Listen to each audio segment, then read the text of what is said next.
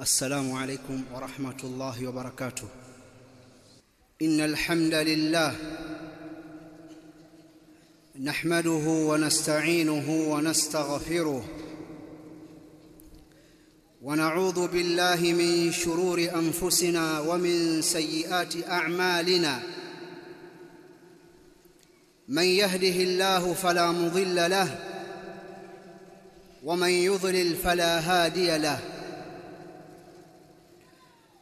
أشهد أن لا إله إلا الله وحده لا شريك له، وأشهد أن محمدًا عبده ورسوله. يا أيها الذين آمنوا اتقوا الله حق تقاته ولا تموتن إلا وأنتم مسلمون. يا أيها الناس اتقوا ربكم الذي خلقكم من نفس واحدة وخلق منها زوجها وبث منهما رجالا كثيرا ونساء، واتقوا الله الذي تساءلون به والأرحام إن الله كان عليكم رقيبا. يا أيها الذين آمنوا اتقوا الله وقولوا قولا سديدا يصلح لكم أعمالكم ويغفر لكم ذنوبكم، ومن يطع الله ورسوله فقد فاز فوزا عظيما. أما بعد، فإن أصدق الحديث كتاب الله، وخير الهدى هدى رسول الله صلى الله عليه وسلم، وشر الأمور محدثاتها، فإن كل محدثة بدعة، وكل بدعة ضلالة، وكل ضلالة في النار. أيها الناس، أوصيكم وأوصي نفسي بتقوى الله عز وجل. يقول الله تعالى: ولله ما في السماوات وما في الأرض ولقد وصينا الذين أوتوا الكتاب من قبلكم وإياكم أن اتقوا الله. الآية. Ndugu zangu Waislamu, na kuhusieni pamoja na kuihusia nafsi yangu kumcha Allah subhanahu wa ta'ala kwa kutekeleza maamrisho yake kwa kadiri ya uwezo wetu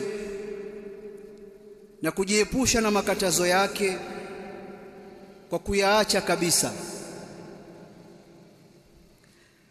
Huu ni muendelezo wa hutuba zetu ambazo kwa upande mmoja tunafundisha na kutoa nasaha na kutoa miongozo juu ya umuhimu wa kulinda amani na utulivu tulionao katika nchi yetu.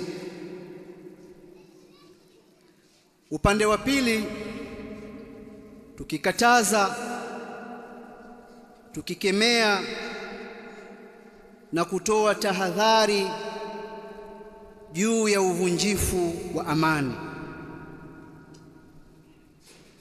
Na yote mawili haya tunayafanya kupitia maandiko matukufu ya Qur'ani na hadithi za Mtume Muhammad sallallahu alayhi wa alihi wasallam. Maandiko haya yakionyesha uzuri na neema ya amani na utulivu kwa upande mmoja, na yakionyesha ubaya na madhara ya kukosa amani na utulivu kwa upande mwingine. Tulizitaja aya na hadithi mbalimbali za Mtume Muhammad katika hutuba zetu zilizotangulia. Katika hutuba yetu ya Ijumaa iliyopita tulieleza mambo mengi lakini ujumbe wetu wa msingi ulibaki kuwa tusichochewe tukavuruga amani na utulivu tulionao katika nchi yetu. Tukaeleza kuwa ni dhahiri sasa hivi kuna uchochezi mkubwa unaotoka sehemu mbalimbali kwa watu mbalimbali ndani ya nchi na nje ya nchi, wa kuwataka vijana wa nchi hii waiharibu nchi yao, wakati wachochezi hawa wakiwa wao si waathirika au hawatapata madhara yoyote yatakayojitokeza. Kadhalika katika hutuba ile tuliitaja hadithi ya Mtume Muhammad sallallahu alayhi wasallam inayohimiza utiifu kwa kiongozi, na tukaiongezea kauli ya mmoja katika wanavyuoni wakubwa wa Kiislamu, Sheikhul Islam Ibn Taymiyyah, aliposema waqalla man kharaja ala imamin dhi sultanin illa kana ma tawallada ala fi'lihi min ash-sharri a'zamu mimma tawallada min al-khair. Mara nyingi watu waliotoka nje ya uongozi wakamwasi kiongozi, yaliyozaliwa katika shari yalikuwa ni makubwa zaidi kuliko yale yaliyozaliwa katika khair. Na hapa tukatoa challenge, tutajiwe na wasomi wa fani mbalimbali huko duniani, nchi moja ambayo ilifanya mapinduzi ikamtoa kiongozi, ikaua, ikachoma, ikadhuru, halafu baada ya muda mfupi wale waandamanaji na waliofanya matukio yale wakapata maisha mazuri sana, wakawa wana magari, wana kazi za maana, wana majumba. Tumeiacha challenge hii tukisubiri, isipokuwa upande wa pili sisi tuliona na tukazitaja nchi kwa mifano. Haya anayoyasema mwana wa chuoni huyu aliyemuelewa Mtume Muhammad sallallahu alayhi wa alihi wasallam vizuri sana. Madhara yalikuwa ni makubwa tangu wakati huo mpaka sasa. Katika hutuba yetu ya leo ya tarehe 14 Jumada al-Akhira mwaka 1447 sawa sawa na tarehe 5 mwezi huu wa 12 mwaka 2025, tunaendelea kutoa nasaha zetu na miongozo katika jambo hili, tukimtaka kila mtu achukue nafasi yake katika kuilinda amani na utulivu tulionao katika nchi yetu. Na nasaha zetu zitakwenda sehemu 4. Sehemu ya kwanza, vijana. Kwa kiasi kikubwa jambo hili limeelekezwa kwa vijana. Hamasa yote inayotolewa na uchochezi wote unaochochewa unaelekezwa kwa vijana ambao wanaoita Gen Z, kifupi cha Generation Z.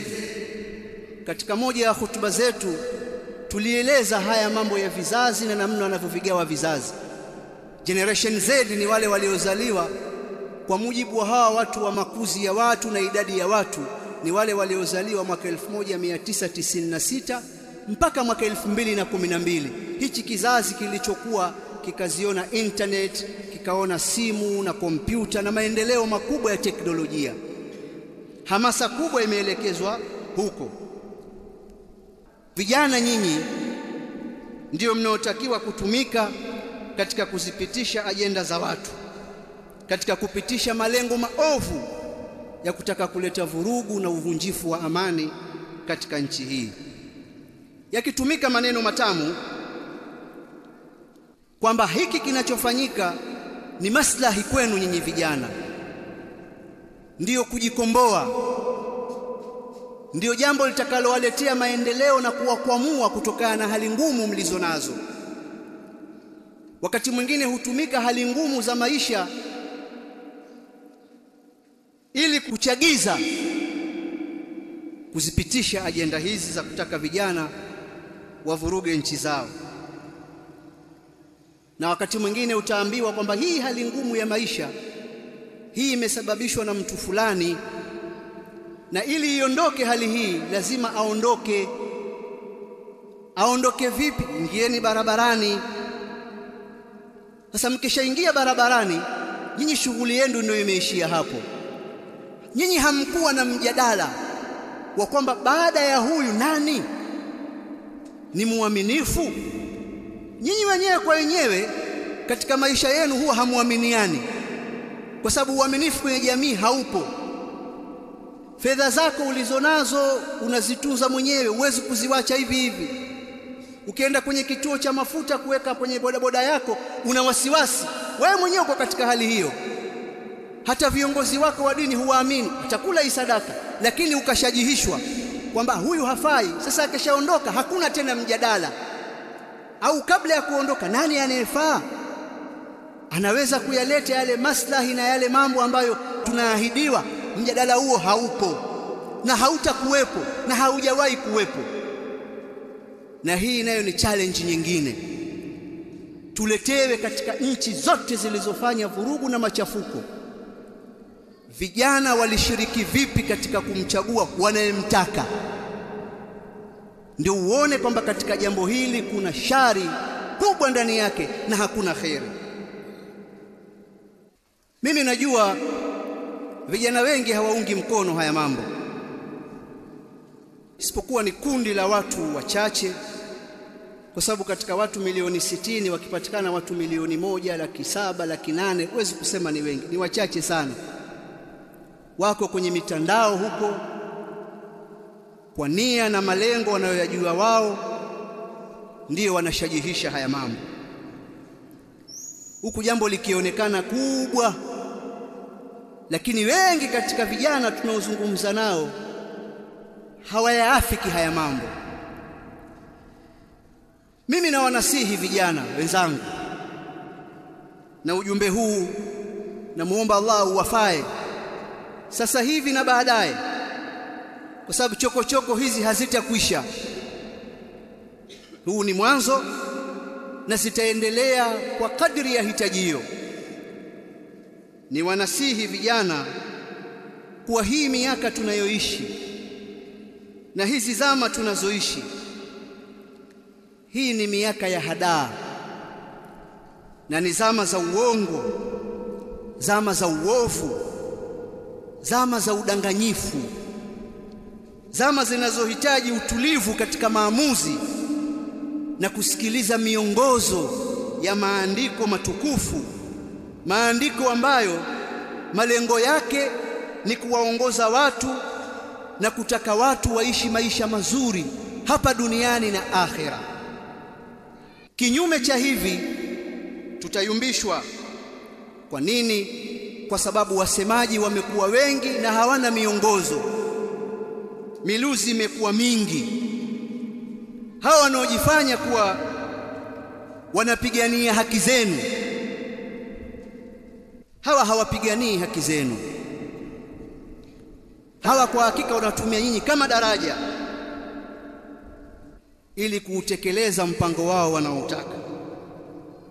Niwatilie nguvu kwa maneno ya Mtume Muhammad sallallahu alayhi wa alihi wasallam katika hadithi aliposema, sayati ala an-nas sanawatun khadda'at yusaddaqu fiha al-kadhibu wa yukadhabu fiha as-sadiqu wa yu'tamanu fiha al-kha'in wa yukhawwanu fiha al-amin wa yantiqu fiha ar-ruwaybidha. qila wa mar ruwaybidha? qala ar-rajulu at-tafih yatakallamu fi amri al-'amma. Maneno ya Mtume Muhammad sallallahu alayhi wasallam yanayozieleza zama ambazo yeye hakuwepo, lakini ni wahi. Yasikilizeni, halafu muyatafakari, muyaingize katika hali halisi ya maisha yenu. Sema itawafikia watu miaka ya udanganyifu, miaka ya hadaa, atasadikishwa muongo na atakanushwa mtu mkweli. Mtu wa khiana ataaminiwa na mtu muaminifu ataonekana ni mtu wa khiana, na ataongea ruwaibidha katika zama hizo. Msamiati huu masahaba wakataka kuufahamu vizuri. Ruwaibidha nani?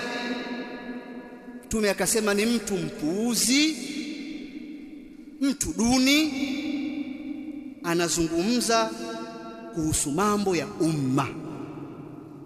Hii ndiyo hali halisi tulionayo katika miaka yetu hii. Uongo, hadaa, upuuzi, mambo kwenda kinyume, muongo aonekane mkweli, mkweli aonekane muongo, mtu anayetetea maslahi yake mbinafsi, tapeli, aonekane ni muaminifu. Mtu muaminifu ataonekana hafai. Mzungumzaji wakati huo anayezungumza mambo ya umma, mambo mazito kabisa, ni mtu mpuuzi, puuzi kabisa. Niambieni, wanaozungumza huku katika mitandao mambo makubwa kabisa ya kuhatarisha maisha ya watu mamilioni kwa miaka mingi ni kina nani? Niambieni, wale watu wanaozungumza ukweli na kuzitaja aya na hadithi wanaonekanaje? Komenti zasemaje? Niambieni, wale watu waongo wanaozungumza mambo kwa uongo na udanganyifu wanaonekanaje? Hii ndiyo hali halisi. Na wanasihi vijana, msihadaike, msitumike kwa ajenda za watu. Na uzuri, nyinyi mifano mnayo katika nchi yaliyotokea haya mambo, vijana waliotumika, mifano mnayo. Labda mniambie kwamba hamfuatilii, hamsomi. Mnayo mifano Sudan, mnayo mifano Libya, na nchi zote mnayo, na wanayoyasema vijana sasa hivi. Kitu gani mnahitaji tena zaidi ya kwamba hii ni miaka ya hadaa, mnataka kutumiwa nyinyi kwa maslahi ya watu? Mimi nawashauri tuachane na mambo haya, tupambane kutafuta maslahi yetu na maisha yetu kwa njia za halali. Tutekeleze wajibu wetu, tumuombe Mola wetu katika fadhila zake. Was'alullaha min fadlihi, muombeni Allah katika fadhila zake. Nchi zetu hizi bado zina fursa. Unaweza ukahangaika ukapata vijipesa, ukanunua kijiardhi chako, ukahangaika ukapata kijipesa, ukaanza kuweka tofali moja mbili. Duniani nchi za namna hiyo ndogo mno, msidanganywe. Kuna watu hawawezi, pamoja na mshahara mkubwa alionao, hawezi kununua ardhi kamwe, abadan, hataweza. Sasa mpaka atakufa atabaki kuwa ni mpangaji. Watu wasiwadanganye, mfumo wa uchumi ni mfumo kandamizi. Wanaosema kama wataka kuwaletea maisha mazuri si wa kweli. Watu wamekaa katika kujilimbikizia mali na kuwadhulumu watu wengine, ndiyo mfumo ulivyo. Lazima mtie akili, tekelezeni wajibu wenu, tekelezeni majukumu. Na pale ambapo kuna mtu anakukwamisha katika haki yako, tumefundishwa sisi kuzidai haki kwa njia za sawa sawa na si kuvunja amani. Na saha zangu za pili zinaenda kwa familia, na hapa nakusudia wazazi. Ni mwenendo wa kawaida katika dini yetu na tamaduni zetu kuwa wazazi ndio wana jukumu la kutoa miongozo kwa vijana wao. Sisi tangu tuko wadogo, kwa mujibu wa mafundisho yetu, kijana anapata mafunzo kutoka katika familia. Na huo ndio ulikuwa mwenendo wa Mtume Muhammad sallallahu alayhi wasallam. Hadithi nyingi mnazijua, alivyowafundisha watoto mpaka namna ya kula, kawafundisha watoto itikadi, maelekezo mazuri ya kumtambua Mola wao na kuishi na watu vizuri. Jukumu hili ni jukumu la msingi sana. Ni wajibu wa wazazi kuwaelekeza watoto wao katika yaliyo na maslahi na kuwakanya katika mambo ya hatari. Kwa usiseme tu kwamba watoto wa siku hizi hawasikii bwana. Piga simu, kaa nao, zungumza nao, waelekeze. Wewe unafahamu kuwaacha vijana wakawa hawana miongozo ni kuwapoteza na kuwapotezea mwelekeo. aqulu ma tasma'un wa billahi at-tawfiq. Alhamdulillah hamdan kathiran tayyiban mubarakan fihi ملء السماوات والأرض وملء ما بينهما وملء ما شئت من شيء بعد. أهل الثناء والمجد أحق ما قال العبد وكلنا لك عبد. اللهم لا مانع لما أعطيت ولا معطي لما منعت ولا ينفع ذا الجد منك الجد. والصلاة والسلام على أشرف الأنبياء وإمام المرسلين نبينا محمد صلى الله عليه وعلى آله وصحابته أجمعين. أيها الناس, ndugu zangu waislamu, nasaha zangu za tatu zinakwenda kwa viongozi wa dini. Viongozi wa dini wana wajibu wa kuzungumza na wafuasi wao juu ya umuhimu wa kulinda amani na kuwatahadharisha na uchochezi wowote utakaosababisha uvunjifu wa amani. Mimi najua kuwa wapo wanaolifanya jambo hili kwa kiwango kikubwa, na hapana shaka hawa wanastahiki kuungwa mkono na wanastahiki kupongezwa kwa sababu wanatekeleza wajibu wao wa kimsingi. Na wapo wanaolichukulia jambo hili ni jambo la kawaida, hawakulitilia umuhimu. Jambo hili si jambo la kawaida, si jambo la kuchukuliwa udogo na mzaha. Tunatakiwa tuseme, tukariri, tuwarudishe vijana wetu katika mstari. Hali ambayo tunayo sasa hivi, hali hii inahitaji ukweli, inahitaji kuwa na ujasiri, inahitaji kujitoa na kujitahidi kuziondoa fikra chafu zilizojazwa kwa baadhi ya vijana wetu. Hali inahitaji kuwaleta watu pamoja katika kuthamini amani na utulivu, na hili viongozi wa dini wanaliweza kwa wafuasi wao, walisisitize. Jambo linaloshangaza sana katika wakati kama huu, kuwaona baadhi ya viongozi wa dini badala ya kuchukua nafasi zao na kuwaleta watu katika usawa, kuwahimiza vijana wawe watulivu, wasivuruge amani, wao wanazungumza maneno hayaeleweki, bali wengine wapo katika upinzani na lawama. Hivi karibuni nilimsikia kiongozi mmoja wa ngazi za juu wa Baraza la Maaskofu Katoliki akifanya mahojiano na chombo kimoja cha habari. Na nataraji mmesikia, mmeona, mmejifunza. Ukisikiliza maelezo yake, yanazusha maswali mengi sana kuliko majibu. Maswali mengi juu ya maswali mengi tuliyouliza, pamoja na mambo mengi yasiyokubalika ambayo yeye aliyazungumza. Bado ameendelea kusisitiza kwamba kile kilichofanyika tarehe 29 Oktoba, yale yalikuwa ni maandamano ya vijana kudai haki zao, maandamano ya halali kabisa, na kwamba wao kama viongozi wa kanisa wataendelea kusema ukweli, kupinga dhulma na kutaka haki. Akaeleza maelezo mengi ambayo maswali yatakuwa ni mengi kuliko majibu katika maelezo hayo.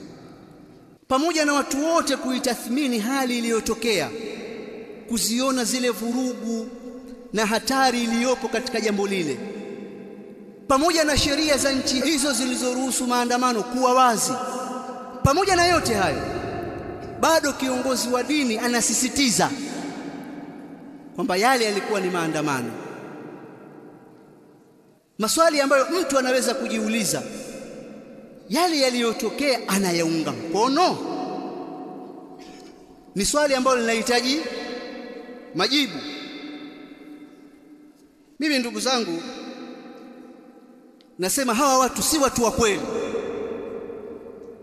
Ni watu wanatumia maneno matamu katika kuwahadaa watu, na kwa kuwa tupo katika miaka ya hadaa na miaka ya udanganyifu, basi wao wanaonekana wa kweli, lakini kwa hakika hawana uhalali wala ujasiri wala ukweli wa dhati wa kukemea dhulma na kudai haki. Hawana, kwa sababu wao katika dhulma ndio wametumbukia. Ni kama vile Allah alivyowazungumza wanafiki katika suratu Tauba, wa minhum man yaqulu dhalli wala taftinni ala fil fitnati saqatu wa inna jahannama la muhitatun bil kafirin. Wapo miongoni mwao wanasema kumwambia mtume, niruhusu mimi na usinifitini. Allah asema fahamuni, kwenye fitna ndio wametumbukia hao, ndio hawa, kwenye dhulma ndio wametumbukia. Makamu ya khutba haitoshi kuyaeleza haya.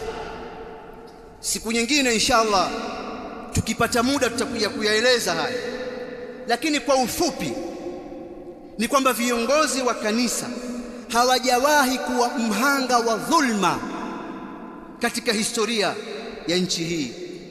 Hawawezi kuwatetea waliodhulumiwa.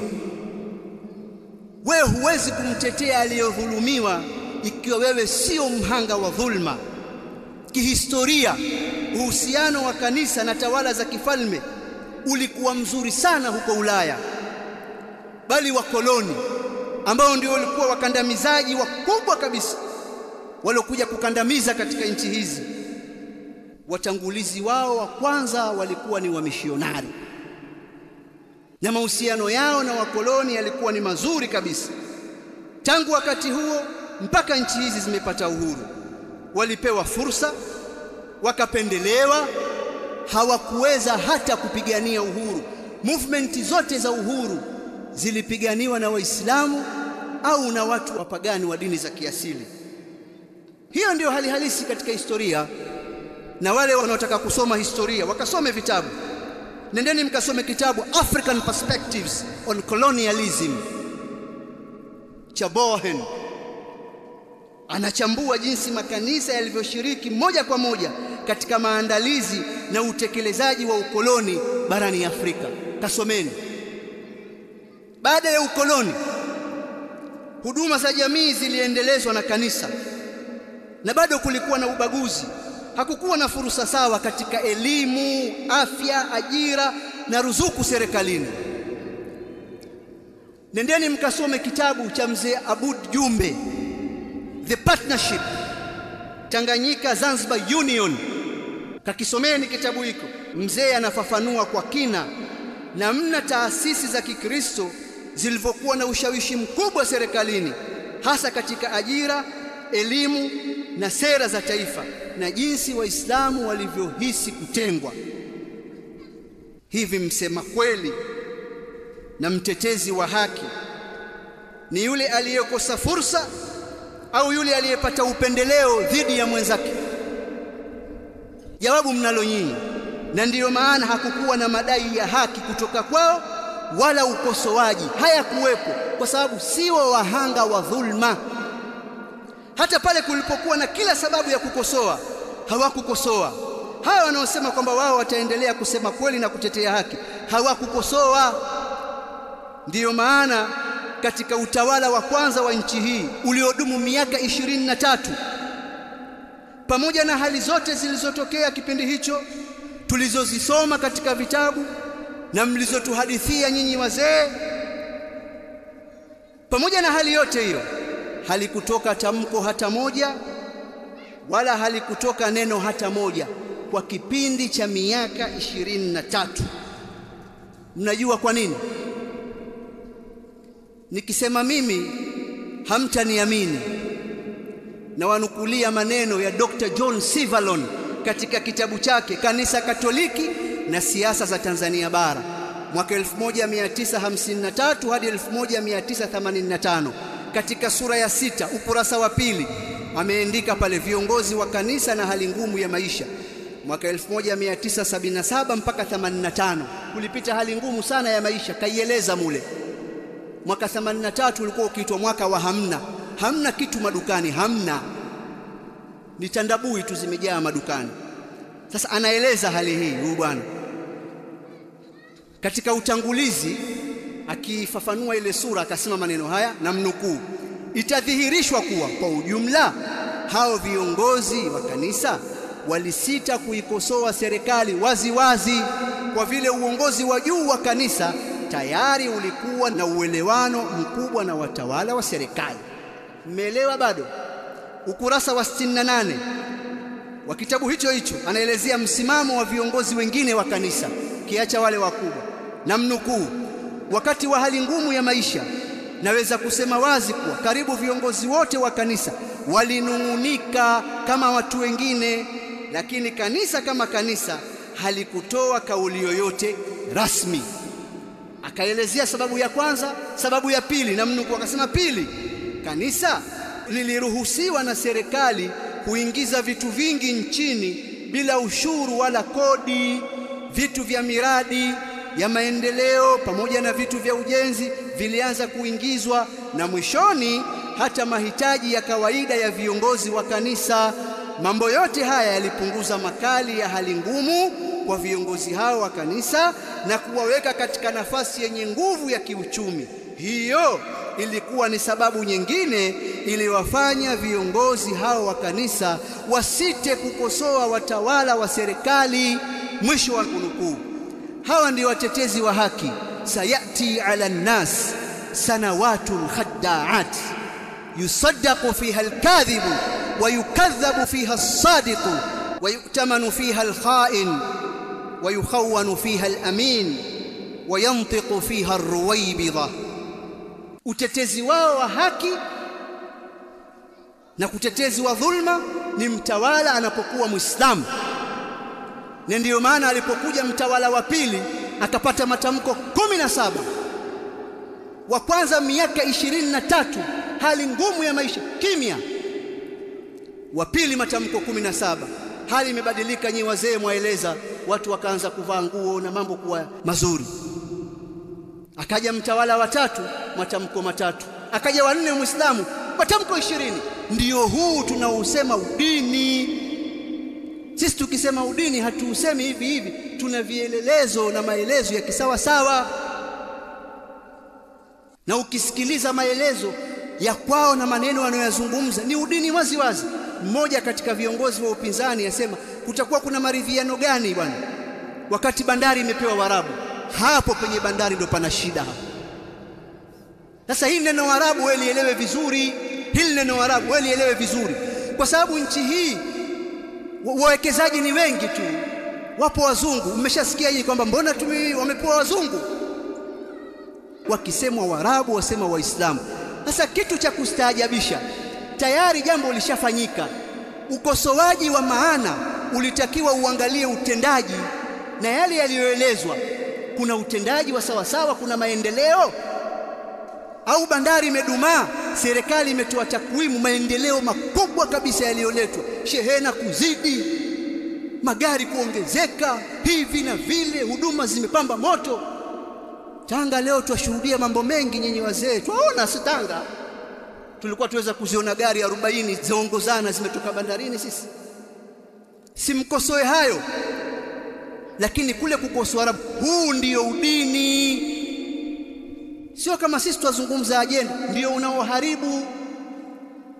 Ayuha nasu ibadallah, mimi niwaambie Waislamu, katika hii misukosuko hii, pamoja na kwamba ni shari na ni tabu, lakini ndani yake kunakuwa na kheri, kuna mambo mengi ya kheri. Miongoni mwa mambo ya kheri yanayopatikana na faida za misukosuko hii inapopita ni watu kutambulishwa na watu kujulikana na mambo kuwa hadharani.